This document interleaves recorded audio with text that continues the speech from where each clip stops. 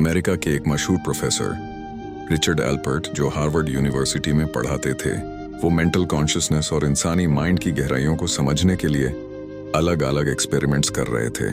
उनका मकसद था अपनी कॉन्शियसनेस को एक्सपैंड करना, जैसे कि LSD जैसे साइकेडेलिक सब्सटेंसेस के जरिए। लेकिन उन्हें असली शांति कहीं नहीं मिल रही थी। उनके अंदर एक बेचैनी थी जो किसी भी एक्सपेरिमेंट से दूर नहीं हो रही थी। 1960s के दौरान वो इंडिया आए इनर पीस की तलाश में। काफी खोज के बाद उन्हें एक साधु के बारे में पता चला, बाबा नीम करोली महाराज। रिचर्ड बाबा के पास गए, लेकिन उनके मन में शाक भी था और ईगो भी। उन्हें लगता था, क्या ये साधु वाकई कुछ खास हैं? जैसे ही वो बाबा के सामने पहुंचे, बाबा ने उन्हें देखा और बिना किसी फॉर्मल कॉन्वर्सेशन के सीधा बोला, तुम्हारी माँ की डेथ हुई थी ना, कैंसर से, और उस रात तुम बहुत रोए थे। रिचर्ड एल्पर्ट बिल्कुल शॉक्ड रह गए।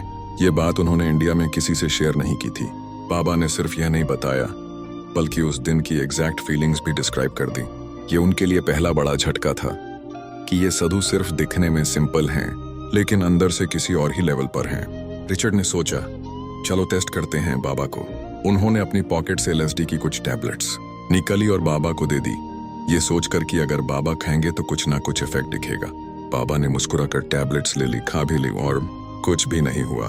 बाबा बिल्कुल शांत बैठे रहे, जैसे कुछ हुआ ही नहीं। ये वही डोज़ थी जो किसी नॉर्मल इंसान को हेलुसिनेट करवा देती, लेकिन बाबा के चेहरे पर एक भी चेंज नहीं आया।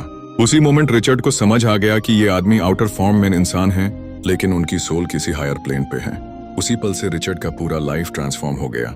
उन्होंने अमेरिका लौटकर ड्रग्स छोड़ दिए और भक्ति, सेवा और ध्यान के रास्ते पर चल पड़े।